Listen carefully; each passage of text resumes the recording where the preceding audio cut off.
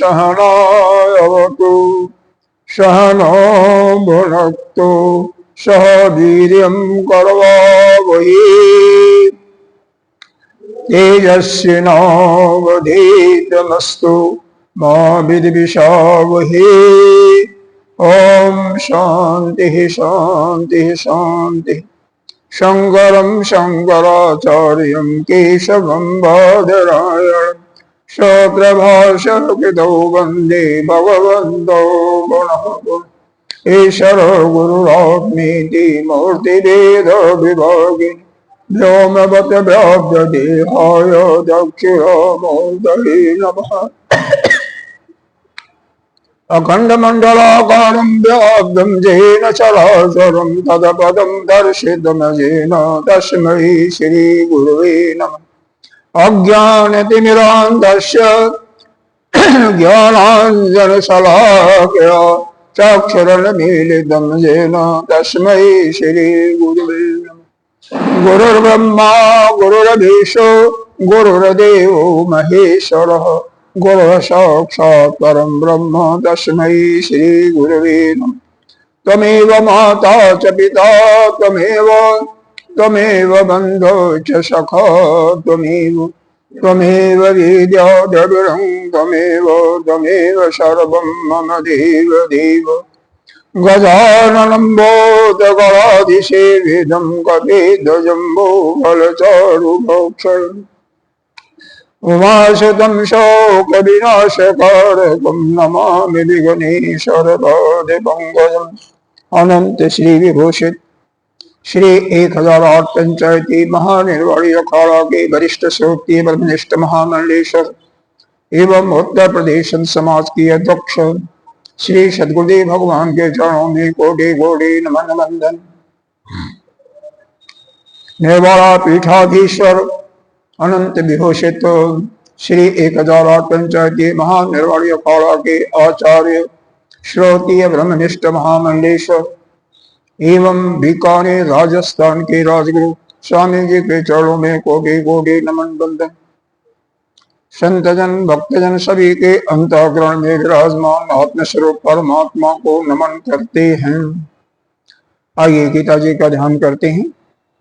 ओम पार्थाय प्रतिबोधितां भगवता नारायणेन स्वयं व्यासेन ग्रथितां पुराणमुनिना मध्ये महाभारतम् अद्वैतामृतवर्षिणी भगवती अष्टादशाध्यायिनी अम्ब त्वामनुसन्दधामि भगवत् गीते भगवद्वेषणे। नमस्तुते व्यास विशाल बुद्धि पुल्लारविन्दाय तपत्रनेत्र येन त्वया भारततैलपूर्णः प्रज्वालितो ज्ञानमयो प्रदीप प्रपन्नपारिजाताय क्रोधवित्रयकपाणिः ज्ञानमुद्राय कृष्णाय गीतामृतदुहे नमः। सर्वोपनिषदो गौ गोपालनन्दनः पार्थो वश्य सुधीरभोक्ता दुग्धं गीतामृतं वसुदेवसुतं देवं कंसचारूरमर्दनं देवकी परमानन्दं केशं वन्दे जगद्गुरुम्।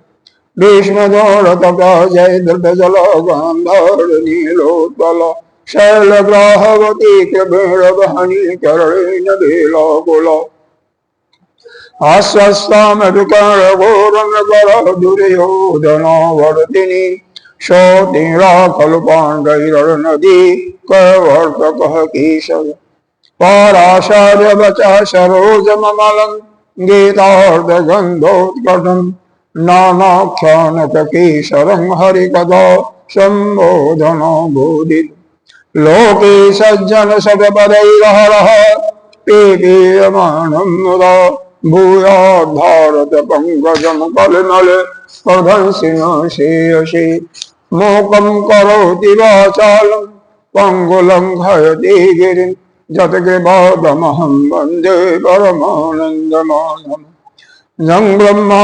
वरुणेन्द्ररुद्रमरुतः आस्तवन्ति दिव्यैरस्ते वेदयशाङ्गपदक्रम उपनिषदै गायन्ति यमशानः ज्ञानाय तद्गतेन मनसा पश्यन्ति यमयोगिनं याशान्तं न विदुषुर असुरगणा देवाय तस्मै नमः देवाय तस्मै नमः।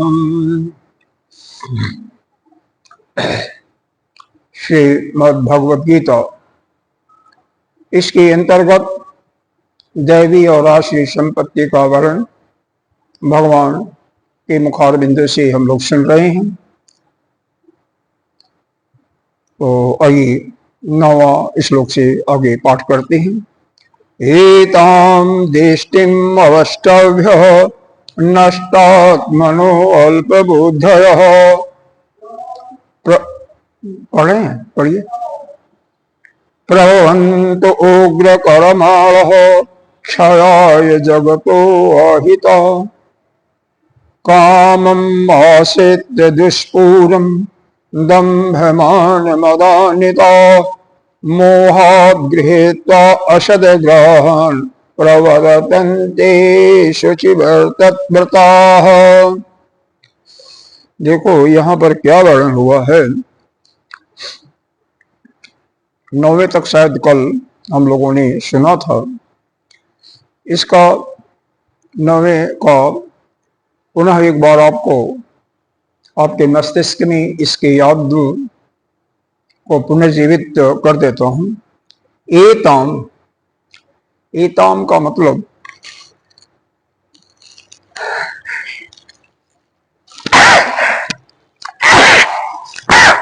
एताम का मतलब यह जो आश्रय संपत्ति के बारे में बताया गया, हिंसा, दर्प, अपैशनम, लोभ इत्यादि, इन गुणों का जो वर्णन किया गया, एताम मतलब यह जो दो चौथे और 7वें 8वें में जो बताया गया।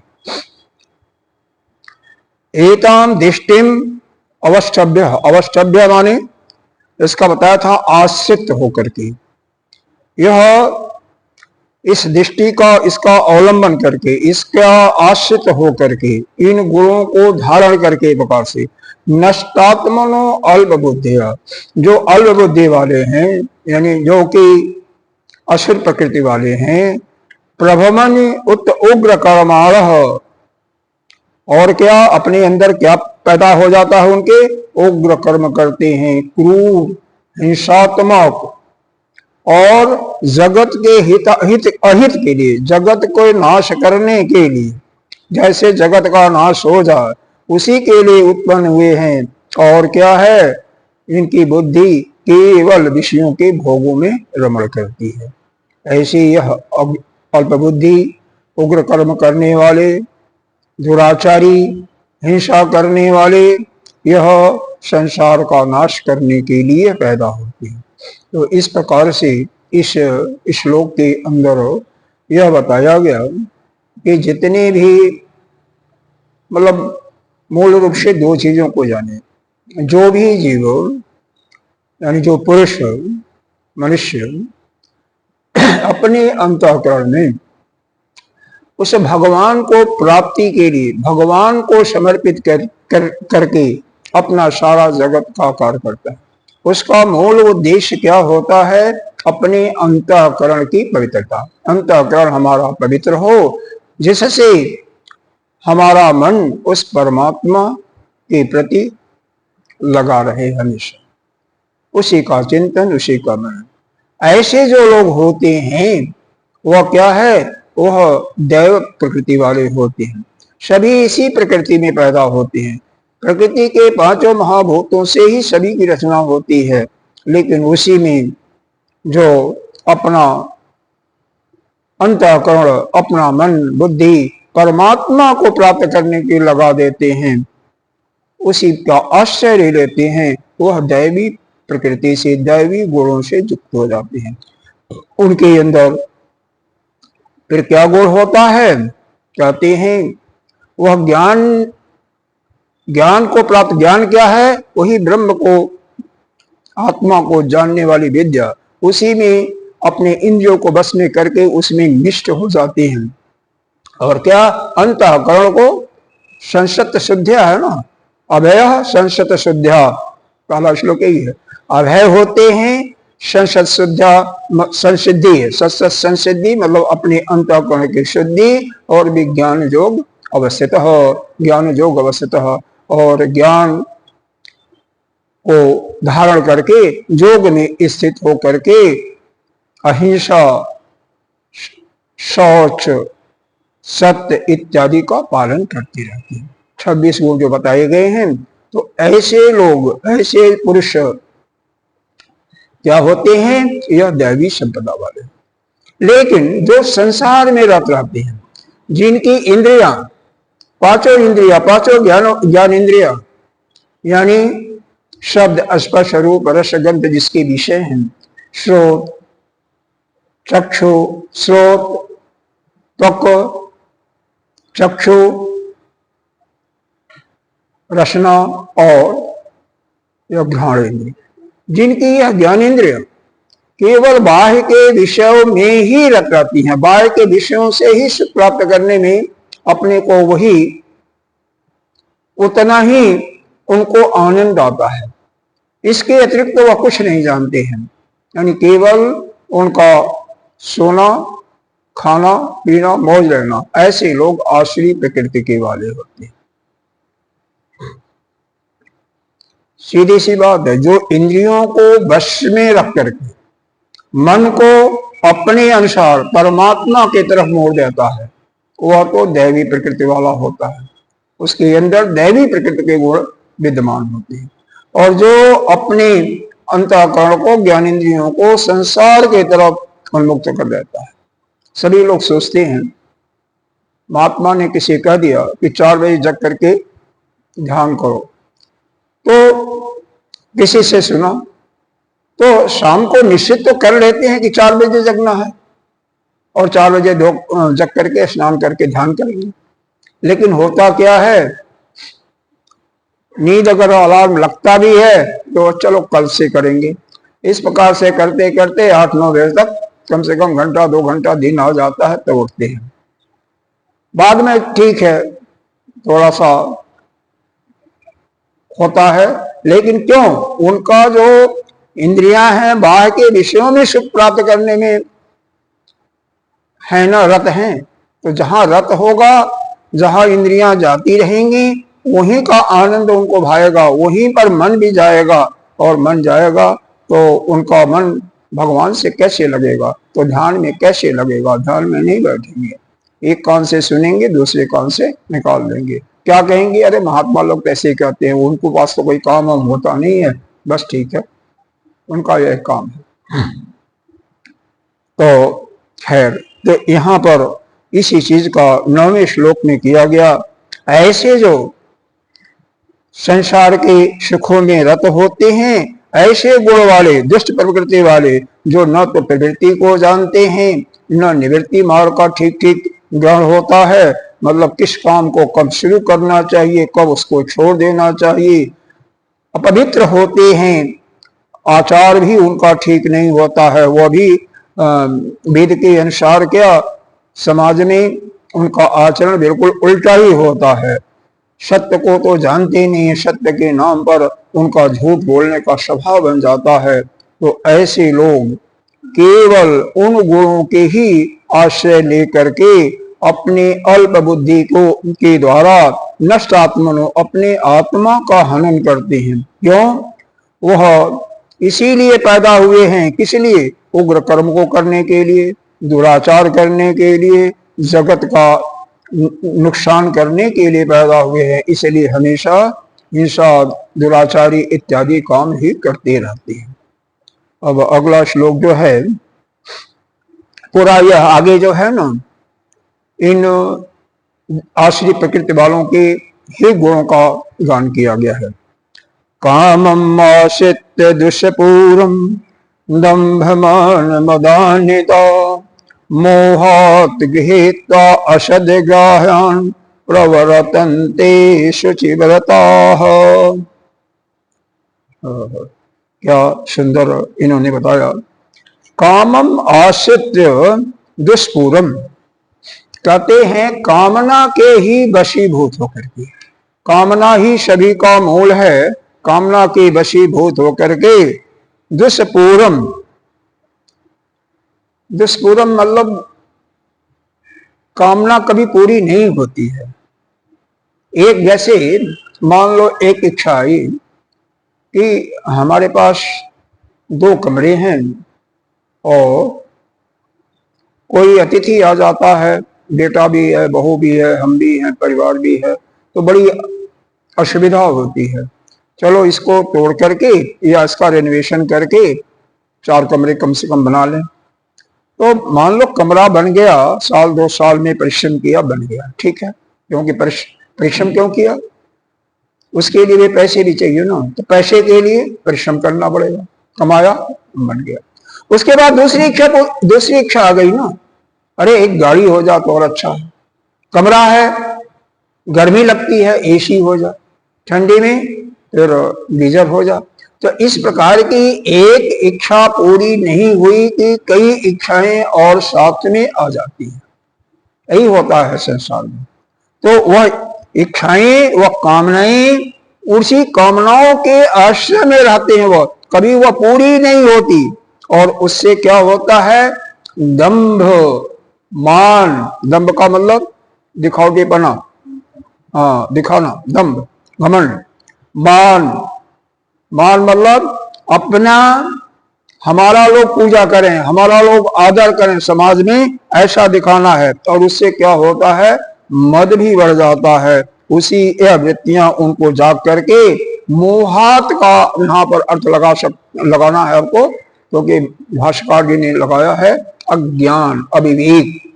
तो अविवेक को धारण करके असद में, असद का मतलब क्या है? मिथ्या, क्योंकि संसार ही मिथ्या है।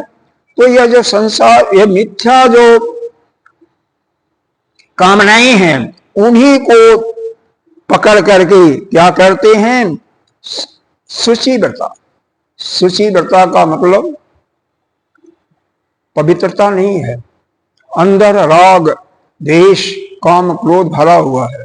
और उन्हीं का पालन करते हुए वह क्या करते हैं कि उसी अज्ञान से, इस मोह माया में पड़े हुए, इस कामनाओं के वशीभूत होकर के उसी संसार में जकड़े हुए होते हैं।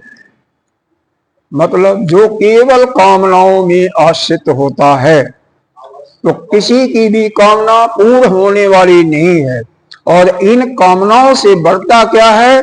दंभ बढ़ता है। दंभ बढ़ा तो उससे मान की इच्छा हुई, मान से फिर मद की इच्छा हुई। तो इस प्रकार की यह वृत्तियां जागती हैं और इन वृत्तियों के जागने पर वह अज्ञान से, अज्ञान को धारण करके, अज्ञान के वशीभूत होकर के मिथ्या वस्तुओं का, असद वस्तुओं का ही ग्रहण करने के लिए चाहे जैसे भी हो वैसे प्राप्त करना है। काम, क्रोध, मद, लोभ, मोह, किसी प्रकार से चोरी करके इत्यादि। इसीलिए लिखा है शुचिव्रता, मतलब अपवित्रता को ही धारण करके यह सब काम करते हैं। यहाँ पर भाष्यकार ने इसका अर्थ क्या लिखा उसको बारे में देख लेते हैं। बाकी तो वही अर्थ है। मोहात का अर्थ विवेकितो गृहीत्वा उपादाय असद ग्रहण का अशुभ निश्चय। जो असद ग्रहण एक शब्द लिखा हुआ है ना, असद वस्तुओं का मिथ्या वस्तु हमने बताया, उसका भास्कर जी ने लिखा है अशुभ निश्चय। अशुभ मतलब जो कि हमारे लिए, उनके लिए शुभ नहीं होती हैं, दुखदायी होती हैं, अशुभ। प्रवंतते लोके अशुचिव्रता, अशुचीन, अशुचिव्रता माने ऐसा ग्रहण करके उनका ऐसा आग्रह होता है कि जैसे संसार की कोई वस्तु ले लो, तो मान लो उसमें उनका आग्रह हो गया, उस आग्रह के फलस्वरूप उसको प्राप्त करना है, बेशक उसका परिणाम दवा का ले लो।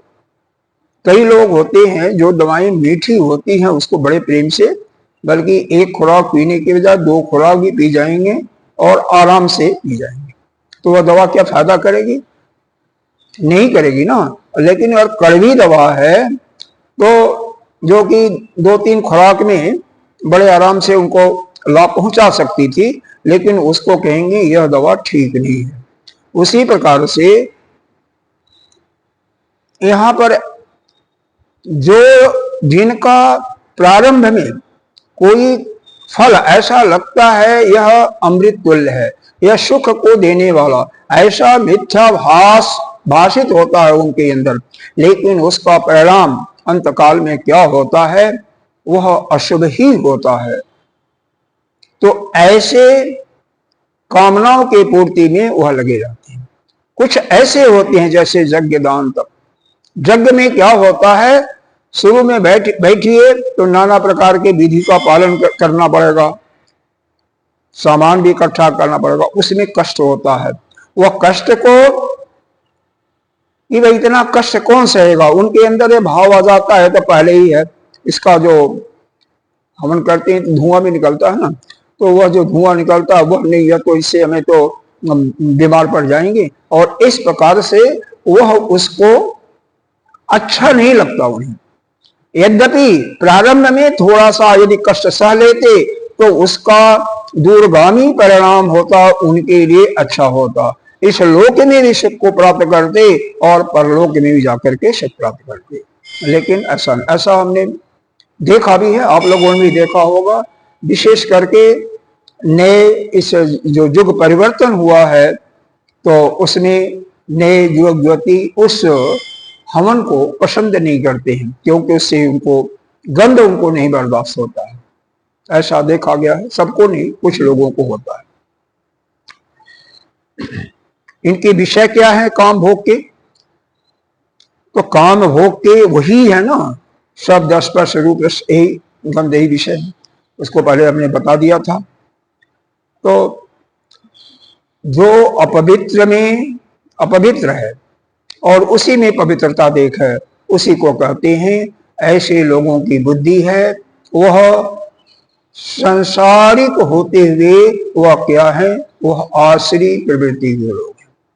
सीधी सी बात है, जिनका संसार के भोगों में रमण करने में जिनको आनंद आता है वही आश्री प्रकृति के हैं। चाहे वह छल से करें, कपट से करें, चोरी करके करें, झूठ बोल के करें, लेकिन आनंद उनको संसार के नाना प्रकार के वस्तुओं के भोग में ही आनंद आता है। लेकिन वहीं पर जो ऐसे पुरुष हैं जिसका मन परमात्मा को प्राप्त करने के लिए लगा हुआ है, कोई भी काम करेंगे तो इसमें उनका यह पहले ही मन में आ जाता है, क्या हमारा अंतःकरण पर इसका कोई बुरा प्रभाव तो नहीं पड़ेगा। मान लीजिए क्रोध करना, आपको क्रोध आता है, जिसको बहुत आता है, अगर क्रोध करने वाला व्यक्ति, उससे क्या होता है? उसका अंतःकरण चाहे थोड़े समय के लिए हो, वह क्या हो जाता है? मन पर विकृति आ जाती है ना, मन सम अवस्था में नहीं होता है, चाहे वह 10 सेकंड के लिए, तो अंतःकरण पर बुरा प्रभाव पड़ा। लोभ की प्रवृत्ति आ गई, काम की प्रवृत्ति आ गई, मोह की प्रवृत्ति आ गई, यह सारे प्रवृत्तियां जो हैं अंतःकरण को हमारे विक्षिप्त करती हैं।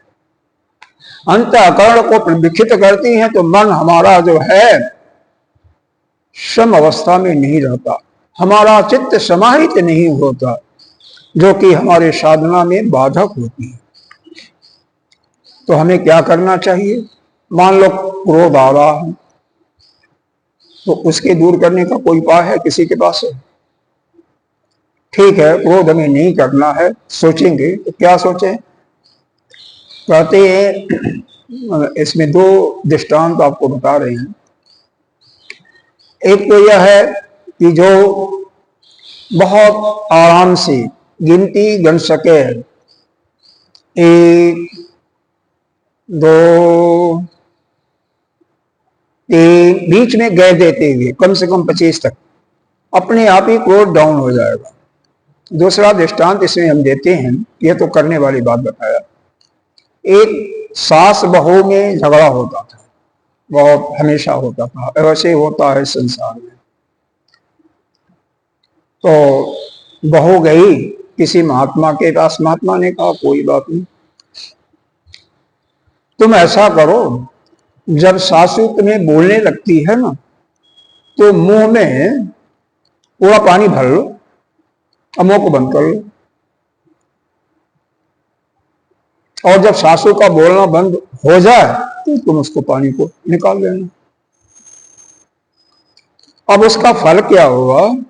जब सासू, क्योंकि उनका एक देखो, जिसकी जो आदत बन जाती है स्वभाव, वो छूटता नहीं है।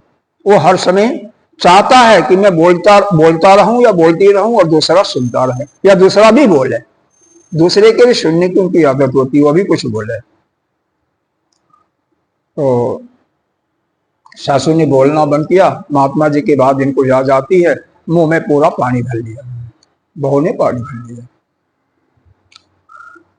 वह सासू परेशान हो गई, ये बोलती क्यों नहीं है, क्योंकि मुंह में पानी भरा हुआ, बोल नहीं सकती। ऐसे करके धीरे धीरे 2-4 दिन हुआ, तो धीरे धीरे सासू का भी बोलना भी धीरे धीरे कम होने लगा। जब कोई बोलेगा नहीं सामने से, तो दूसरा को बोलने में फिर आनंद नहीं आता है। दो व्यक्तियों के बीच में जो कलह होता है, झगड़ा होता है, झगड़े फसाद, चाहे भाई हो, चाहे पति पत्नी हो, पति पत्नी में भी होता है, और चाहे सासू बहू हो, सीधा सिद्धांत है एक, या तो वहां से अलग हो जाओ, उस स्थान से अलग हो जाओ कुछ समय के लिए, या ऐसा कर्म करे कि बस जैसे मुंह में पानी भर लिया, मुंह में कुछ और कोई चीज ऐसा डाल लिया कि मुंह डोले ही नहीं, या गिनती ही उल्टी गिनती करना शुरू कर दिया, अपने आप वह कुछ नहीं बोलेगा या बोलेगी, दूसरा बोल करके वह भी थक जाएगा और पागल होकर के वह भी बंद कर देगा, धीरे धीरे होगा। तो यह सब अपनी जो अशुभ प्रवृत्तियां हैं, जो अशुभ गुण हैं, जो अपने अंतःकरण को ही मर्दन करने वाले हैं, अंतःकरण को विचलित करने वाले हैं, उन अवगुणों को हमें त्याग देना चाहिए। इसीलिए शास्त्रों में यह 6 हमारे आंतरिक शत्रु बताए गए हैं, जो कि यह बाहरी शत्रु से बहुत ज्यादा बलिष्ठ होते हैं। बाहरी शत्रु आपका नहीं कुछ करेंगे, बहुत करेंगे तो आपको शरीर को नुकसान पहुंचा सकते हैं, आपके धन को नुकसान कर सकते हैं, लेकिन आपका नुकसान नहीं कर सकते हैं। कुछ भी नुकसान आपका नुकसान क्या करेंगे? आप तो शरीर है ही नहीं, वो धन है, संसार की जो वस्तुएं हैं वो तो आपका है ही नहीं, वह तो आज है कल नहीं रहेगा। लेकिन यह जो आंतरिक शत्रु है क्या है? काम, क्रोध, मद, लोभ, मोह और मत्सर, ये 6 हैं। ये 6 शत्रु जो है ना, सबसे बड़ा इसमें काम ही है। काम मतलब भोग की इच्छा, हमें यह चाहिए वो। काम की शुभ इच्छाएं भी होती हैं, ऐसी बात ही नहीं है। शुभ इच्छा क्या? हम भगवान का भजन करें, हम सत्संग नित्य प्रति सुनेंगे, हम नित्य प्रति ध्यान करेंगे, ऐसा भी इच्छा होता है। तो इन शुभ काम इच्छाओं को आप, ठीक है, अच्छा है, लेकिन जो अशुभ इच्छाएं हैं, अशुभ कामनाएं हैं, उनको छोड़ो। ज्यादातर कामनाएं हमारी अशुभ ही होती हैं, दोनों हो सकती हैं, शुभ भी और अशुभ भी। तो अशुभ कामनाओं का हमेशा हमेशा के लिए क्रोध सभी जानते हैं। और लोभ क्यों आता है? जब कोई भी भोग मिल गया, चाहे वह धन है, भोजन है, गाड़ी है, उसका सुख मिल गया आपको। तो एक बार भोगा तो उसको बार बार भोगने की इच्छा करती है। तो जब बार बार भोगने की इच्छा करेगी तो क्या होगा? उसके प्रति लालच आ जाती है, लोभ आ जाता है। क्यों? कि वह हमारे से बिछुड़े न, इसे लोभ हो जाता है। अब ज्यादा देर तक आपके पास उसको भोगते रहोगे तो इससे लगाव हो जाता है, मोह हो जाता है, आसक्ति हो जाती है। तो इस प्रकार से एक कामना से ही यह सारे, क्योंकि क्रोध जो पैदा होता है आपके कामना के पूर्ति के लिए जो कर्म करते हो उसमें कोई बाधा पहुंचाता है, इसीलिए आपको क्रोध आता है। अरे भाई, आपके मन के अनुकूल जो कार्य नहीं करता है, आपके मन के प्रतिकूल कोई करता है, तभी तो आपको गुस्सा आता है। आपके मन के अनुकूल कोई कार्य करे तो आपको क्या है? सुख का अनुभव होगा ना, सुख अनुभव होता है। लेकिन जब प्रतिकूल कोई कार्य करता है तभी आपको क्या होता है? उस पर क्रोध आता है। तो काम, क्रोध, मद। मद क्या है? आपके पास गाड़ी है, अच्छी गाड़ी है, अगर पड़ोसी से वह अच्छी है तो क्या हो गया? आपको मद हो गया। हाँ कि भाई मैं तो बड़ा आदमी हूं। अगर कहीं पड़ोसी वाला आपसे भी अच्छा लाया तो क्या हो जाएगा? आपका उसके प्रति ईर्ष्या हो जाएगी। ये सारे दोष यहीं से पनपते हैं। काम, क्रोध, लोभ, मद, मोह, मत्सर, वही डाह, ईर्ष्या, वही डाहा जाता है। तो इस प्रकार से हमारे जो अंदर के जो यह शत्रु हैं, इन्हीं शत्रुओं को हमें मारना है। और इनको मारने के लिए हमारा हर समय ध्यान होना चाहिए कि हमारे अंतःकरण हमेशा शुद्ध रहे। शुद्ध तभी रह सकता है जिस समय यह दोष कोई इसमें से आता है, उस समय ही उस दोष को हटाने का, उस दोष को निवृत्त करने का आप प्रयत्न करें। कैसे होगा? आप सदन क्रोध होता है, उस समय आपका दिमाग नहीं काम करेगा। तो आप पहले से मन को जब परमात्मा में लगाएंगे ना, परमात्मा का ही स्मरण करते रहेंगे, तो निश्चित रूप से वह परमात्मा आपका ध्यान रखेगा और उसको हटा देगा। क्योंकि क्रोध इस कारण भी होता है कि बिना क्रोध किए हुए कुछ लोग कहते हैं, लोग काम नहीं करते हैं। जैसे सुपरवाइजर की ड्यूटी है अमुक कार्य का करवाना, लिमिटेड टाइम में लिमिटेड लोग हैं, मजदूर हैं, उनसे काम करवाना। तो जब तक उन पर शक्ति नहीं किए जाते हैं, वास्तव में कुछ लोग ऐसे होते हैं, तो नहीं होगा। अरे भाई, तो क्या है, तुम्हारा काम यह है या तुम्हारे अपने अंतःकरण को में कोई विकार न आवे, वो है। अगर आप अपने अंतःकरण को ठीक रखना चाहते हो, हर समय उसको विकार रहित रखना चाहते हो, तो उस काम के प्रति अपना ठीक है, क्योंकि वह ड्यूटी आपकी नहीं है। ड्यूटी वास्तव में सब जिसका जो मालिक है ना, उसी का है, उसके ऊपर छोड़ करके। और आप कौन होते करने वाले? करने वाला तो वही है, उसी के शक्ति से सारा। आपकी बोली तो निकल नहीं सकती है बिना उसके शक्ति से, सूर्य तो प्रकाशित नहीं हो सकता है बिना उसके शक्ति पे। सब कुछ वही करता है। तो आप क्यों सबका बीड़ा उठा लेते हो? आप क्यों सोच लेते हो कि मैं नहीं करूंगा तो यह संसार डूब जाएगा? एक महात्मा कहते हैं, हमारे पास एक 90 साल की 95 साल की बुढ़िया आई। बुढ़िया ने कहा कि महाराज, हमारा बेटा कहना नहीं मानता, बहुत अच्छा नहीं है, बदचलन हो गया, कुछ भी नहीं मानता। उन्होंने कहा कोई बात नहीं, बेटे को बुलाओ। तो जब बेटे को बुलाया गया तो बेटा 70 साल का था। उन्होंने हाथ जोड़ा, मां, अरे ये बच्चा है, अरे बच्चा होता तो उसको सुधारने के लिए कोई उपाय मैं बताता। अब इसको तो यह खुद ही मेरे को सुधार देगा, सबको सुधारने वाला है, इसके लिए इसको क्या सुधारना है? अभी तो मरने के कगार पर आ रहा है। 70 साल का जो हो गया, उसके क्या स्वभाव में आप बदलाव कर सकते हो? क्या नहीं कर सकते हो। बालक है, उसके स्वभाव में परिवर्तन हो सकता है, उसको समझाया जा सकता है, बुझाया जा सकता है। तो यह जो पकड़ होती है ना कि ये मेरा बेटा है, मेरे अनुसार चले, सबसे बड़ा दोष यही होता है। क्रोध का कारण भी यही होता है, भाई आपके अनुसार क्यों चलेगा, उसकी अपनी बुद्धि है, वो ज्यादा आपसे पढ़ा लिखा भी है, हो सकता है वह जो कार्य करने जा रहा है, कर रहा है, आपके सोच से कहीं ज्यादा वह लाभप्रद हो। आप क्यों सोचते हो कि जो आपकी सोच है वही सबसे श्रेष्ठ है? आपकी सोच श्रेष्ठ है और दूसरे की सोच जो है वो बुरी है, यह मत सोचो। अपनी जो पकड़ है ना, उसी को सबसे बड़ी परेशानी यही होती है कि मन में हमारी इच्छा यही होती है कि जो मैं चाहता हूं ना वही ठीक है, बाकी जो परिवार के लोग हैं या ऑफिस के लोग हैं, हमारी फैक्ट्री के लोग हैं, वो जो सोचते हैं सब बुरा सोचते हैं, यह गलत है।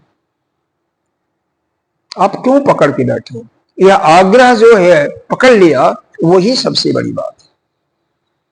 किसी भी चीज का आग्रह हो, फिर हम अमुक कार्य करेंगे तभी यह ठीक होगा, हम इसको दंड देंगे तभी ठीक होगा, यह भी दूसरे प्रकार की गलती होती है। आप कौन हो ठीक करने वाले? ठीक करने वाले तो है कोई ना, सबका नियंता एक है ना, तो आप क्यों चक्कर में पड़े हो? यह संसार आपके बनाने से नहीं बना है, न आप इस संसार को बिगाड़ सकते हो न बना सकते हो। यह संसार का जो नियंता है ना, उसी के अंदर यह संसार के जितने भी प्राणी हैं, जितने भी वस्तु हैं, सब उसी के बनाए हुए हैं, उसी के अनुसार काम करने वाले, आप कुछ नहीं करने वाले हैं। तो अपना जो एक आग्रह बना करके हर एक चीजों में रखो, इसी को निकालना, इसी को त्यागना है, तो आपका अंतःकरण क्या होगा? उसमें कोई विकार नहीं आएगा।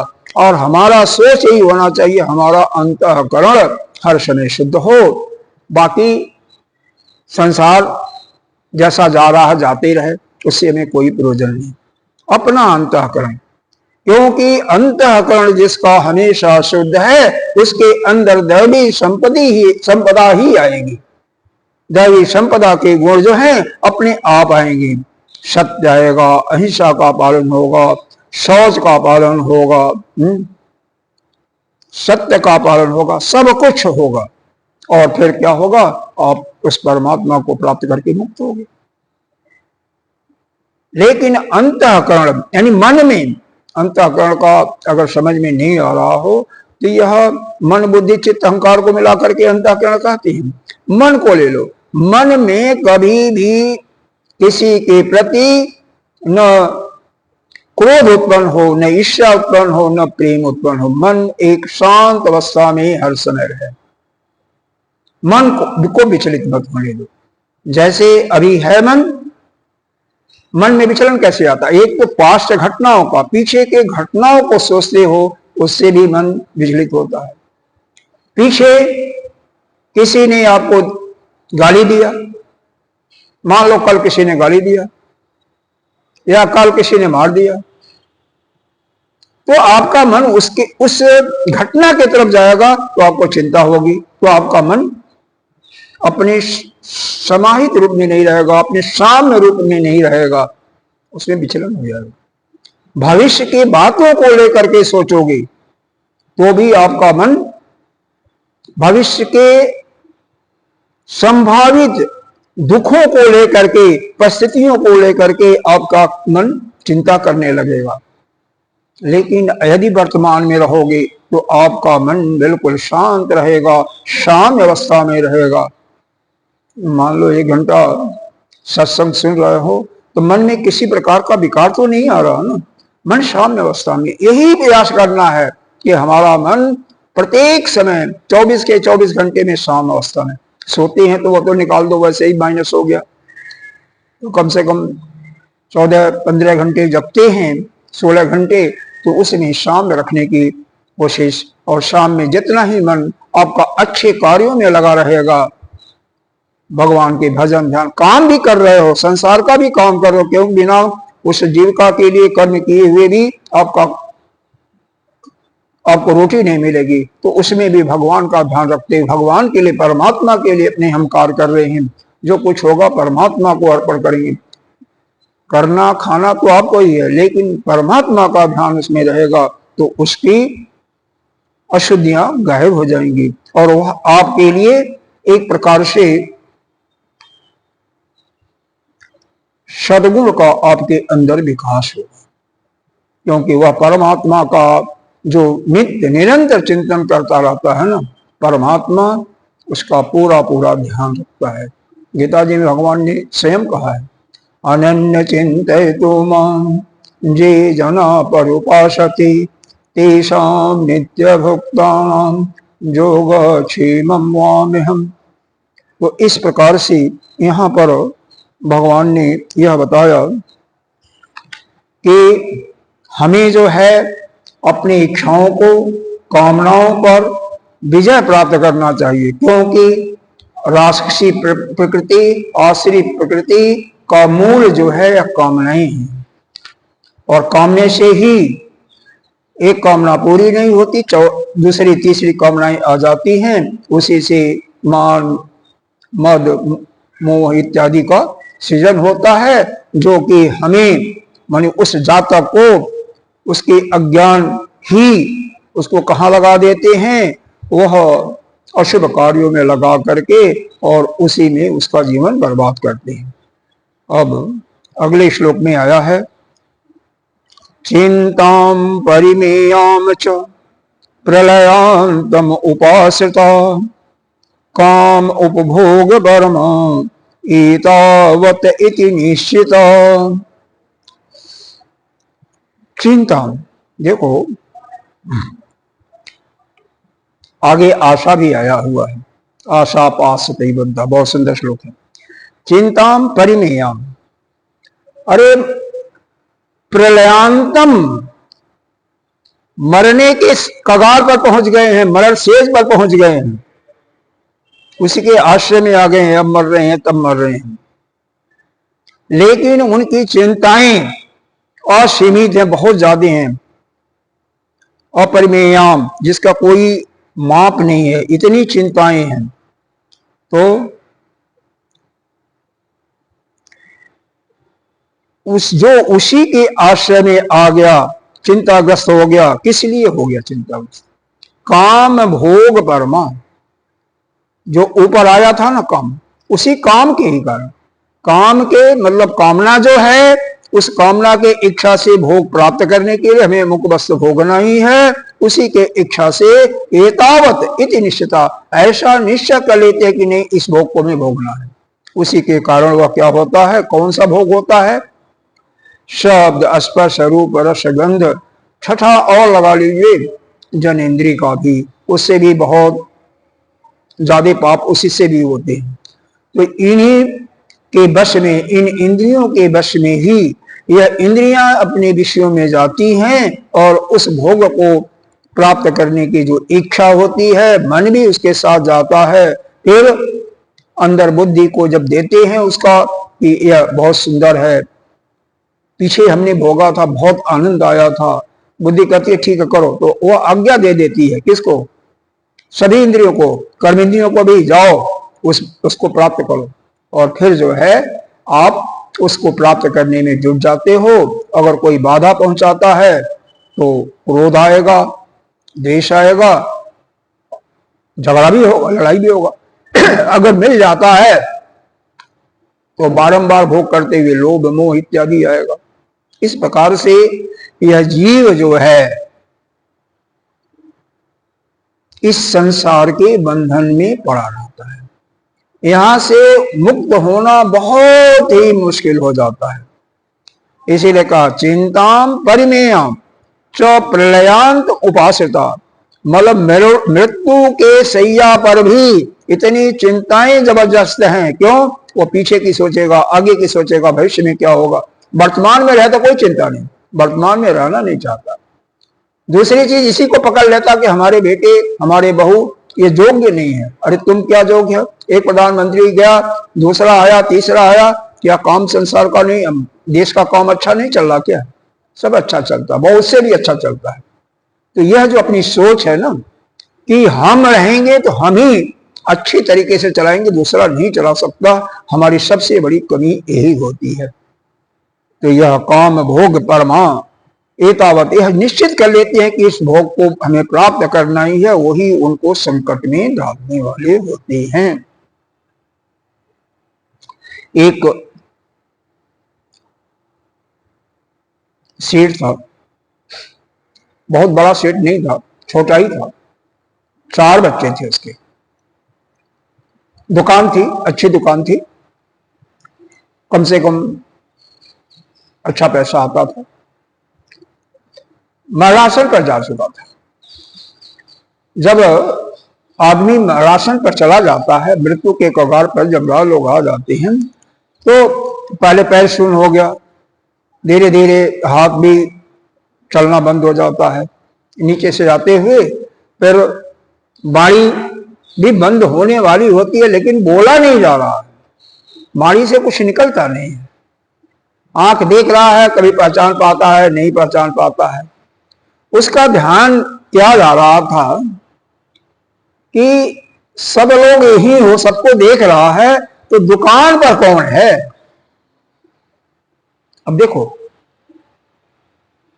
मरने वाला है और दुकान की चिंता उसको है, किसको होना चाहिए, बच्चों को होना चाहिए ना, लेकिन यही चिंता जो है खाती है। अरे भाई, दुकान को लेकर के जाओगे, उसको लाभ मिलेगा, तुम लेके जाओगे। बच्चों को जितना भी कर दोगे, वो बच्चे क्या उसका उपयोग ठीक ठीक करेंगे क्या? कौन सी गारंटी है? कोई गारंटी है क्या?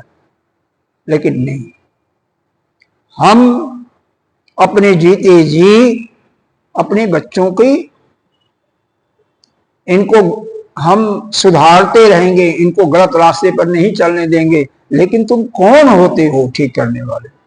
तुम नहीं सुधार सकते हो।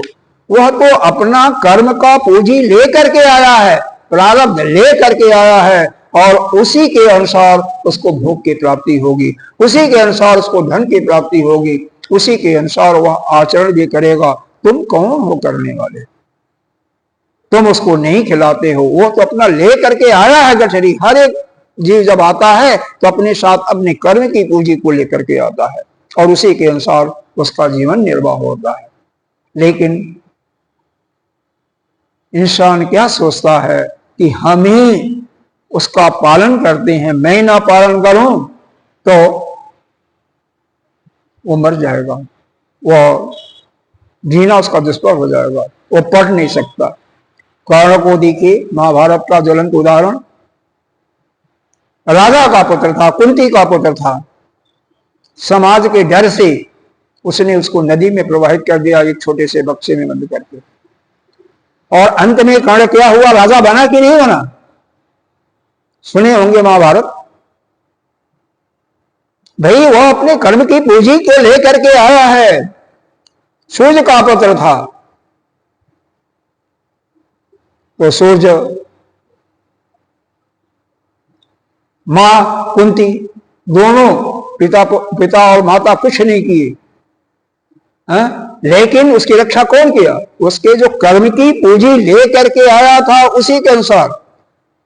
द्रोणाचार्य उसको शिक्षा भी नहीं देते हैं धनुर्विद्या का, लेकिन वह भी समस्त विश्व में नंबर 1 का, कहे तो कोई बात नहीं, अर्जुन से कम नहीं था युद्ध विद्या में।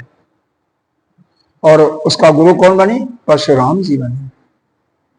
ऐसा नहीं है, सबका जो उसी का अपना कर्म की पूंजी होता है, उसी के अनुसार रक्षा होता है।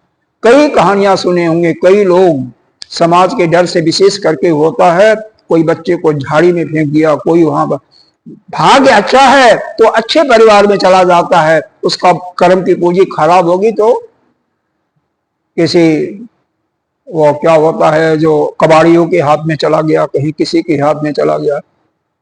सीतापुर में एक जंगलों में मिला था, बहुत दिन की बात है, एक लड़की मिली थी जंगल में, और जंगल का कोई जानवर उठा ले गया। अब वह जानवरों की भाषा ही बोलने लगी, जानवर ने उसको पाला, ऐसी बातें नहीं है, उसकी सुरक्षा की। लेकिन यह है कि जब उसको ठीक करने के लिए कोशिश किया गया तो क्योंकि जो 18 साल 20 साल 25 साल जिस परिस्थिति में रहता है उस परिस्थिति से उसको अलग परिस्थिति देना चाहोगे तो एक बैग परिवर्तन नहीं हो सकता है, तो उसको बर्दाश्त नहीं कर पाता, क्योंकि शरीर जैसा चाहोगे वैसा ही बनेगा। अब कोई चाहे कि 10 घंटा 12 घंटा सोता है, एक बैग को 6 घंटा में आ जाएगा, कभी नहीं आएगा, आएगा बीमार पड़ेगा। जो 8-10 रोटी खाता है और उसको एक रोटी देना शुरू करो तो क्या होगा, बीमार पड़ जाएगा। एक बैग कोई नहीं, धीरे धीरे परिवर्तन करना तभी जाकर के अच्छा होता है। किसी को कुछ कोई सुधार नहीं सकता, किसी के लिए कोई कार्य कर नहीं सकता, सब अपने उसके पूंजी के अनुसार ही चलता है। तो इसको देखें, चिंता परिमेय, तो हमें क्या करना चाहिए। यह जो दुराचारी लोग हैं, राक्षसी प्रवृत्ति के वाले हैं, और इसमें क्या है, आप मनुष्यों में पाएंगे ना तो करोड़ों अरबों लोग आएंगे, मरते दम तक अपने जो घर है, धन है, बच्चे हैं, उन्हीं की चिंता करते हुए मर जाते हैं। फिर उसी में आते हैं, चाहे सांप बन करके आए, चाहे छछूंदर बन करके आए, उसी में आकर के फिर वहीं पर मरते रहते हैं। चिंताम परिमेयम च प्रहलादम उपासकः, मृत्यु के समय कगार पर आ गया, मरने वाला ही है, अब मरे तब मरे, लेकिन उसकी ये जो चिंताएं हैं, इतनी चिंताएं हैं कि वह समाप्त होने वाले नहीं हैं, उन्हीं के वश में आ जाता है, उन्हीं का चिंता करता रहता है। और चिंताएं कैसी हैं, काम उपभोग परमा, कामनाएं हैं, शब्द का, स्पर्श का, रूप का, रस का, गंध का, या नाना प्रकार के जो संसार के कामनाएं हैं, यही कामनाओं के कारण वह चिंताग्रस्त होता है और ये निश्चित कर लेता है बस हमारे लिए बस यही है, यही होना चाहिए। और अंत में क्या होता है, ऐसे जो निश्चय करने वाले कामनाओं के वशीभूत होते हैं, उनके लिए भगवान ने अगला श्लोक कहा है। क्या कहा, आशा पाश शतैः बद्धा काम क्रोध परायणा इहन्ति काम भोगार्थम अन्यानि नर्थ संचयान। यह क्या करते हैं, आशा के पास में, पास माने फंदा होता है, आशा हमें अमुक चीज मिल जाए, किसी, देखो सबसे बड़ा कहते हैं, भागवत में लिखा हुआ है, आशा परमं दुखम निराशा परमं सुखम, निराशा ही परम सुख है और आशा ही परम दुख है। इसीलिए किसी को किसी से भी कोई आशा नहीं करनी चाहिए, चाहे वह आपका पुत्र हो, पत्नी हो, पिता हो, मित्र हो, गुरु हो, शिष्य हो, किसी से कोई भी आशा, जो आशा करता है ना वो दुख के फंदे में ही फंसता है, सबसे बड़ा दुखी वही होता है। और जो निराश रहता है कि हमारे तो मालिक ओह कन्हई है, परमात्मा है, हमें तो सब कुछ देने वाले वह हैं, इन संसारियों की क्या चिंता करनी है, इनसे क्या मिलना है, वही परम सुखी होता है। हमेशा एक भरोसा, एक बल, एक आस विश्वास, हमें जो विश्वास, आशा, आश्रय लेना है तो उस परब्रह्म परमात्मा का लेना है। चाहे आप जिस आराध्य आपका कोई हो, बस उसी का आशा ले लो, उसी का आश्रय ले लो।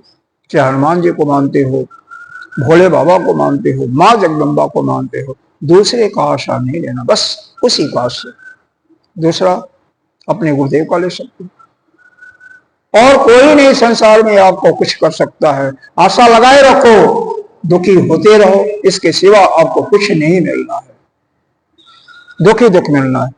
तो आशा पाश शतैः बद्धा, ओहो, सैकड़ों, एक आशा नहीं है, शतैः, शतैः मतलब सैकड़ों, सैकड़ों आशाओं से युक्त होता है। अरे किसी का आशा अपने बेटे से भी है, पत्नी से भी है, पोते से भी है, पोती से भी है, धन से भी है, मित्र से भी है, रिश्तेदारों से भी इस प्रकार से सारे नाना प्रकार की आशाएं होती हैं। तो उस आशा के पास में सैकड़ों अनेकों आशा के बंधन में वह बंध करके काम क्रोध पर आएगा। पहले बताया कैसे बचता है, कामनाओं के कारण आशाएं आती हैं ना, और उससे फिर क्रोध। ये यहां पर तो लिखा हुआ है कि इनके कारण काम क्रोध के वशीभूत हो जाता है।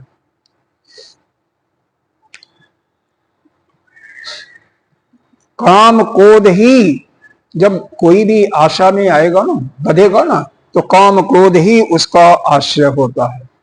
और हमें क्या करना चाहिए, इसका पूर्ण रूप से निवृत्ति करना चाहिए। कामना अगर निवृत्त नहीं करेंगे तो आपकी वृत्तियां समाप्त नहीं होंगी, आपकी वृत्तियां समाप्त नहीं होंगी तो आप अपने स्वरूप में स्थित नहीं हो सकते, कभी नहीं स्थित हो सकते। भगवान ने स्वयं इसी गीता जी में लिखा है, भाष्कर जी ने लिखा है अपने, कि जो कामनाओं पर पूर्ण रूप से विजय नहीं प्राप्त करता, जो संसार के कामनाओं से मुक्त नहीं हो सकता, वह कभी भी मुक्त नहीं हो सकता, उसकी मुक्ति कभी नहीं हो सकती। जो मोक्ष को प्राप्त करना चाहता है तो सबसे पहला काम है कि संसार से मुक्त।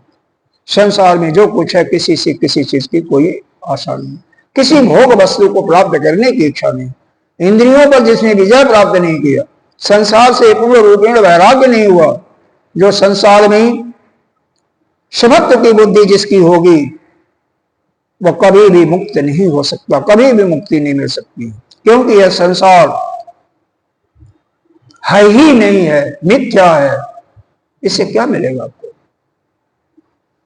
जितनी भी भोग वस्तुएं हैं, आप अरे सैकड़ों मन कुंटल दूध पी गए होंगे जब से पैदा हुए हो, वह दूध कहां गया बोलो?